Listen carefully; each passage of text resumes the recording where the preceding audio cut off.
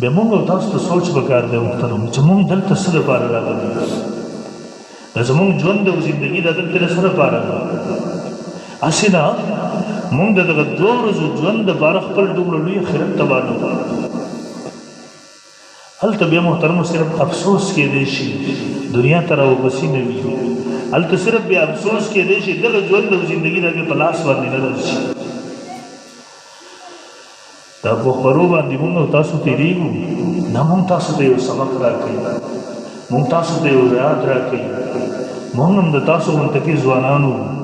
کله د مخ په شا په ځمکه د پاسه ګرځېدو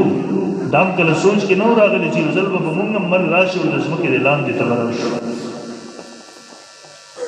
عمر بن عبدالعزیز رحمه الله ډېر لوی سړی تېر شوی دی د نیمې دنیا نه به زیات باندې دی بادشاه او حکمران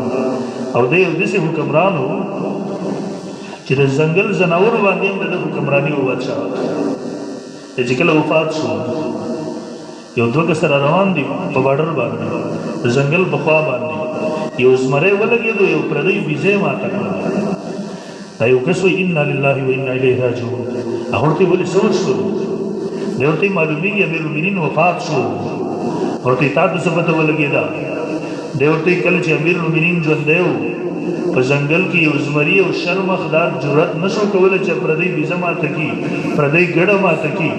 نن یو شرمخ او زمری پردی ګډه ماتوي دې مطلب دا دی چې امیر المؤمنین وفات شوی معلومات یې وکړل مخکې چې راغی واقعي په دغه ورځ امیر المؤمنین وفات شوی کله چې وفات کېږي وصیت یې کړی و د ټوله دنیا وکتله څلور بادشاهان ده لیدلي وو چې د هغوی مخونه د قبلې نه اړولی شوي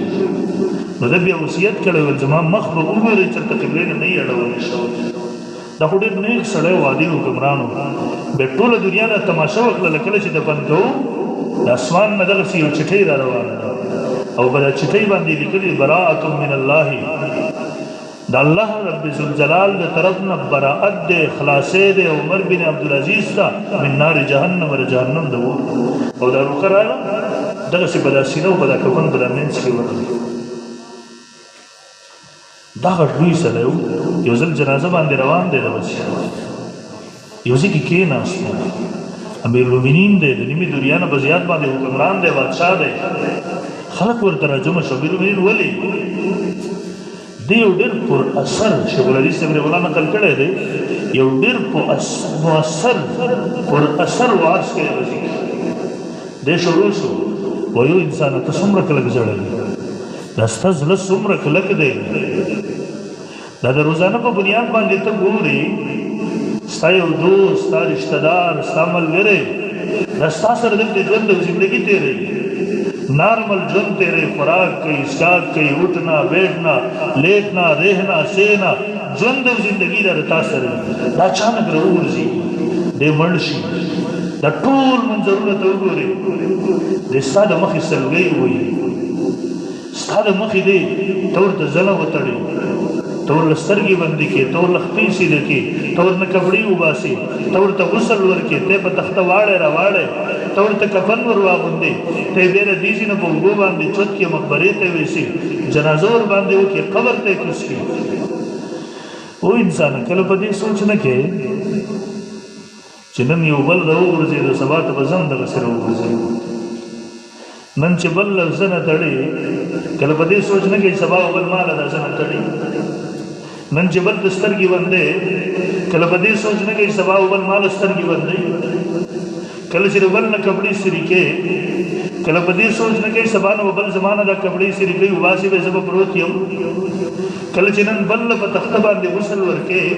کله په دې نقطه سوچ نه کې سبا بل ما ته غسل راکوي په دې تخته ومیاړې راړې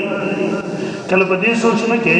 د بل جنازه لري اوچته کړله مقبرې ته روان یې سبا ته بل زما جنازه اوچتې زه به مقبرې ته روان کړی یم نن چې بل په جنازه باندې ولاړې کله په دې هم سوچ وکړې سبا بل زما په جنازه باندې ولاړې نن چې ته بل قبر ته ورکوځې کله په دې سوچ نه کې سبا بل ما دې قبر ته ورکوځې عمر بن عبدالعزیز رحمه الله خیر کیوں فرمایي انسانه دا تختی ور باندې بندې کې خاورې انبار کې کله په دې هم سوچ وکړې سبا بل په ما تختی بندې کې خاورې به انبار کې هو انسانه ته دا ټول منظرونه وګورې د دې ځای نه روان شي ته بیا په دنیا کې داسې وردن نه شي مرګ او آخرت درنه ویر شي دا حقیقت دے محترم مرگ اللہ رب ذوالجلال را لے گلے ہم دے دا پارے دے چې انسان تخپل اصل مقصود ور پیدا ما تیر جمعه مطالعه کول کتاب لیکتو ان شاء الله بل جمعه له وځ پاګه ټاپک باندې به خبره کوم چې د مرګ الله ولې پیدا کړی مرګ ته کم ضرورت ان شاء الله بل جمعه کې څه باندې خبره کوم خو دې محترم دا مرګ چې د اصل مونږ ته زموږ اصل ژوند او ژوندۍ راځي رسول الله صلی الله علیه وسلم فرمایي تاسو مرګ ډېر یادوي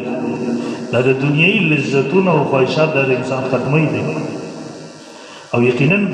چې انسان د ورځې په 24 غنټو کې 15 منټه مرګ یادای